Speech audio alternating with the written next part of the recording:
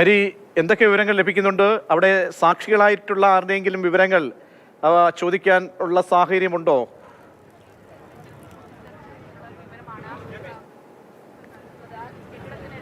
ഉണ്ട്. ഇവിടെ ഉണ്ടായിരുന്നവരടുത്ത് കൂടി നമുക്ക് സംസാരിക്കാൻ.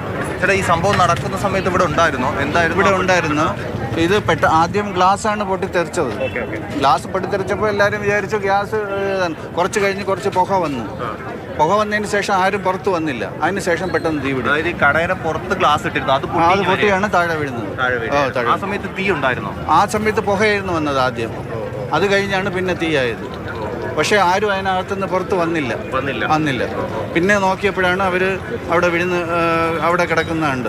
ഇതിന് ശേഷം എന്താ സംഭവിച്ചത്? നിങ്ങൾ ഇവിടെ വന്ന് നോക്കി കാണുമല്ലോ. പിന്നെ എന്തൊക്കെ കണ്ടു? പിന്നെ ഒന്നും കണ്ടു. പിന്നെ തീയായിരുന്നു. അത് കഴിഞ്ഞ് ഫയർഫോഴ്സ് വന്ന് അണച്ചു. അത് കഴിഞ്ഞ് അതിന് മുമ്പ് അവർ ഹോസ്പിറ്റലിൽ കൊണ്ടുപോയി. രണ്ടുപേരും. ഒരു ലേഡി സ്റ്റാഫാണ് പൈസ അടയ്ക്കാൻ വന്നത്. അവിടെ തന്നെ ഒരു ലേഡി സ്റ്റാഫായിരുന്നു ഉണ്ടായിരുന്നത്. അതായത് ഈ ഓഫീസിൽ ഒരു ലേഡി സ്റ്റാഫ് ഉണ്ടായിരുന്നു, വേറൊരു ലേഡി പൈസ അടയ്ക്കാൻ വന്നത്. രണ്ടുപേരാണ് ഉണ്ടായിരുന്നത്. ആകെ ഒരു സ്റ്റാഫ് മാത്രമേ ഉണ്ട്. ഒരു സ്റ്റാഫേ ഉള്ളൂ. ചെറിയ ഓഫീസാണ്. ഇതിനടുത്തുനിന്ന് വേറെ ഈ താഴെ കടകളുണ്ടായിരുന്നു, ഫാൻസി. പക്ഷെ അവിടെയൊന്നും ഇല്ല. മിക്കവാറും ഇത് AC, അകത്തുള്ള AC മൊത്തം കത്തിപ്പോയിരിക്കുകയാണ്. AC ഷോർട്ട് സർക്യൂട്ട് ആവാനാണ് സാധ്യത. പിന്നെ വേറെ വഴിയൊന്നുമില്ലല്ലോ, ഈ ഒരൊറ്റ വഴിയേ ഉള്ളൂ. ഇത് എത്ര പഴക്കമുണ്ട് ഈ കെട്ടിടത്തിന്? ഇതൊരു 10-15 വർഷമുണ്ടല്ലേ? ഒരു 15 വർഷത്തെ പഴക്കമുണ്ട്. 15 ആയിരിക്കുമല്ലോ, കൂടുതൽ ഉണ്ടാവാനാണല്ലോ സാധ്യത. ഈ കെട്ടിടത്തിന്റെ ഞാൻ കുറച്ച് അപ്പുറത്തായിരുന്നു. ഈ സംഭവം കേട്ടോണ്ട് വന്നത് തന്നെ. അപ്പോൾ ഒരു കൊച്ചു വിളി കിടന്ന് വിളിക്കണ 2-3 പേര് പറഞ്ഞു. അപ്പോൾ അതിന് മുമ്പ് തന്നെ ഈ ഫ്രണ്ടിൽ കണ്ണാടി വന്ന് അതിന് ഇവിടെ തീ പിടിച്ചു, നല്ല തീ പിടിച്ചു. അതിന് വേറെ ഫയർഫോഴ്സ് വന്ന് തന്നെ അണയ്ക്കാൻ പറ്റിയില്ല. അതിന് മുമ്പ് തന്നെ ഇവിടെ ഉള്ളവർ തന്നെ വെള്ളം കോരി വിട്ട് നനപ്പിച്ചു. ഈ നാട്ടുകാരെല്ലാവരും കൂടെ ഒക്കെ ഒന്ന് വെള്ളം കോരി. പിന്നെ അതിന് 2 ബോഡിയാണ് കിട്ടിയത്, കൊണ്ടുപോയത്.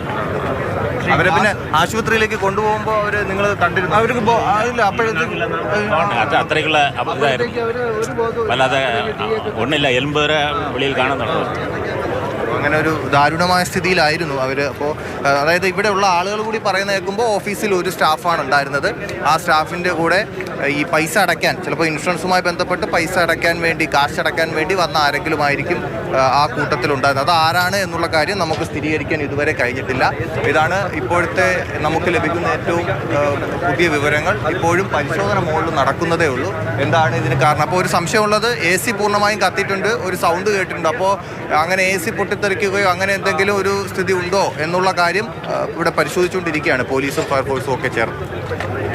TS ഹരികൃഷ്ണനാണ് സംഭവ സ്ഥലത്ത് നിന്നും റിപ്പോർട്ട് ചെയ്തുകൊണ്ടിരിക്കുന്നത്. വലിയ തീപിടുത്തമായിരുന്നു. അതിൽ 2 സ്ത്രീകൾ മരിച്ചു എന്ന വാർത്തയാണ്. പുതിയ ഡീറ്റെയിൽസ് നമുക്ക് അറിയാം.